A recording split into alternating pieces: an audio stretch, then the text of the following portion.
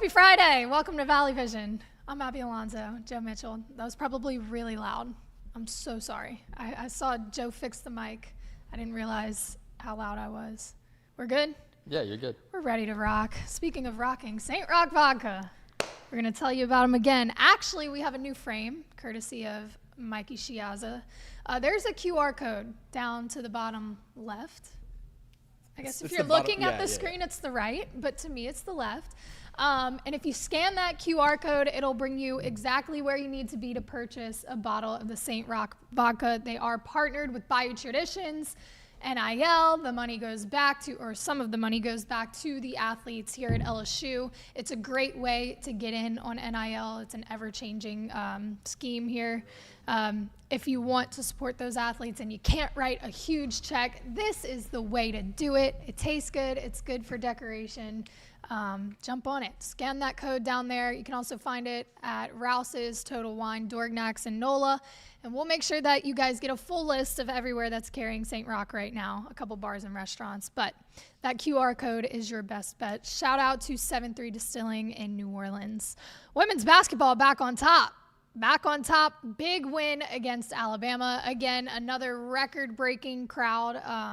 I think the Bama basketball account actually tweeted, like, this is because of you, like, talking to the Alabama fans. And LSU Chicks, like, quote tweeted it and was like, you mean LSU, right? Because we have that effect. Everywhere they have gone, it's just been record-breaking numbers of attendance, tickets. The crowd has been incredible everywhere. It's kind of like a tour, the LSU Kim Mulkey tour. They're just traveling the country and selling seats, selling out arenas. But they did beat Bama 78-58 last night in a rough environment. Obviously, SEC play is a different beast, especially when you're coming off a loss, and especially when you're playing a school like Bama, given the history there. LSU-Alabama rivalry is very deep. They cleaned it up. Had much more energy last night and were able to adjust when they needed to. So they held Bama to just 10 points in the third quarter, but the first half was a little, I don't want to say a little bit more of a struggle, and that would be because Alabama just locked down Angel Reese. She was not able to produce. The first half for her, just there was nothing she could do. Second half, things were changed, adjustments were made, and she was able to put up 20 points and 17 rebounds. Yet another double-double. Who's surprised? Not me. However, in the first half, when she wasn't able to do much, timeout. Let me backtrack right there. She was locked up for the first half and still managed a double-double. Again, who's surprised? Not me. Okay, we'll move on. Aneesah Morrow and Flau'jae Johnson really picked up the weight in the first half when Reese was locked up. Morrow had another double-double. That's her 12th of the season. She had 20 points and 11 rebounds, kind of showing that it's difficult for teams to lock up both Angel and Aneesah. Like, you can focus on taking Angel out of the offense and, not allowing her to be an option. But Aneesah stepped right up and said, all right, bet, watch, put up a double-double. She shot 2 for 3 from 3 and had 3 steals. Again, she's been a steal machine as well, trying to break that record. Flau'jae had 10 points and 8 rebounds as well as 3 steals. She's been a huge part of the LSU defense. A couple weeks ago, Mulkey told her, like, hey, you got to step it. You got to be able to play defense too. Like, step it up, clean it up. And she went back and watched Michael Jordan film to, like, take notes. And now look at her, one of the best defensive players on the team. Hailey Van Lith had 3 steals last night as well with 8 points and 4 assists. Mikaylah Williams finished with 14 points, but it was a little bit of a quieter game. You and I have talked about how there have been times when she's not on, the whole team is kind of not on. We've seen them break that trend, and other people have stepped up.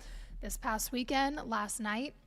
Again, 14 points is quiet, okay, for Mikaylah Williams. It's not quiet, though. Very good showing from the Tigers last night.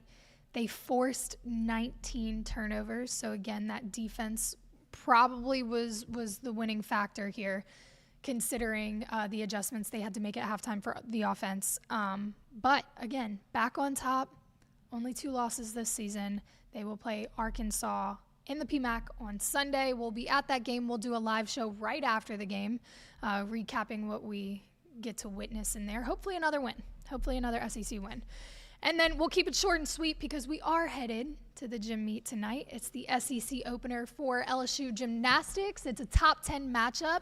LSU is currently ranked 8th and Kentucky is ranked 6th. Kentucky always has a pretty good gymnastics team, so it'll be a nice way to open up SEC play. I asked you this before the show. What do you call it with gymnastics? SEC meets? Yeah, SEC meetings? I guess that's what you'd call it. They're not playing. They're meetings. So SEC meetings. We'll go with that. SEC competition. That works. SEC competition. If you know the actual proper term, drop it in the comments. LSU actually ranks as one of the top 5 teams in the country on 3 different events. We've been telling y'all they look really good for being this early in the season. They're sitting at number 5 on vault, number 5 on bars, and number 2 on floor. Remember weeks ago, 3 weeks ago, when they opened up the season at home, we said that floor performance all the way around was beautiful. Jay Clark said championship level. They are ranked 2nd in the country for the floor performances they've had. Hopefully that trend can continue and it can kind of leak to other events. But again, to be ranked in the top 5 for 3 different events, okay, go off. Not only team rankings, though, 7 of the gymnasts are individually ranked across the country right now. Hailey Bryant, shocker. She is one of the top all-arounders in the country. After last week, she scored a 9.9 or higher on every event in that quads meeting. A 9.9 or higher on every single event. I had to be quiet so y'all could really let that sit in for a second. We know she's the queen of vault, but to be 0.1 points away from a perfect 10 on 4 different events takes some serious skill and talent and mental strength to be able to bounce back and forth and just nail everything. Shout out to Hailey Bryant. In addition to being number 2 all around nationally, she also owns top 25 placements on vault, bars, beam, and you guessed it, floor. Yes, on all 4, she is in the top 25. This girl, I want to be Hailey Bryant. Sheesh. KJ Johnson and Amari Drayton, both ranked at number 20 on vault for individual. Kaya Johnson is ranked 4th. She shares with somebody else, but she's tied for 4th in bars. Last weekend, she matched her career high on bars with 9.95. Great to see her coming out and go swinging, literally. After that injury last season, you love to see it from 5th year. And then Connor McLean, SEC Specialist of the Week, racked a perfect 10 in her first ever college performance. She is also in the top 20 gymnasts on bars after last weekend, rightfully so. Perfect 10 first, come on. And then Aaliyah Finnegan, one of the top beam and floor performers in the country. She's 5th on floor and 7th on beam. She had team high scores on both events of those on Saturday. So they're in a pretty good spot. I'm pretty excited to see, 1, the competition tonight, but 2, the turnout.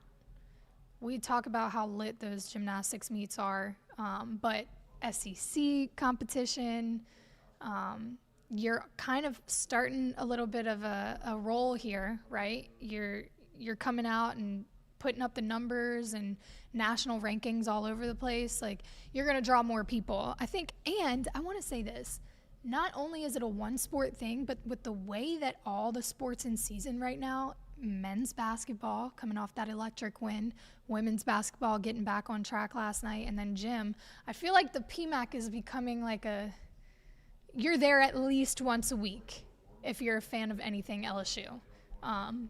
But I see a lot of the same faces regardless of whatever event's going on. This is the 96th time that Kentucky and LSU will meet. LSU holds the series record over Kentucky, 85-10, and they are 24-2 at home. So it's looking pretty good, but they are the underdogs here. Is there an upset gonna happen tonight? I hope so. Also, something really, really super cool. Allie Raisman, do you recognize that name? Yeah. Okay, just making sure, is making her broadcast debut calling the LSU gymnastics meet tonight. So if you didn't already have a reason to go and support the girls, watch some good gymnastics, Allie Raisman will also be there, Olympic gold medalist. How cool to start your broadcast career in the PMAC. Sick. Letting y'all know now, I've been editing all day. I told y'all we were going to do a Tiger Girls interview. We did it. We hit football ops last night.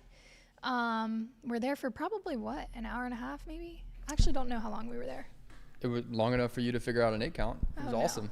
You killed it. I know how you feel about it. I think you killed it. I need to hide.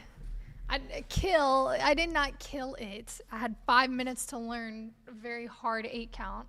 Probably wasn't that hard, but I got through it. I have been editing all day, and that is a pretty good, you're talking to 5 national champions less than a week after they came home with medals.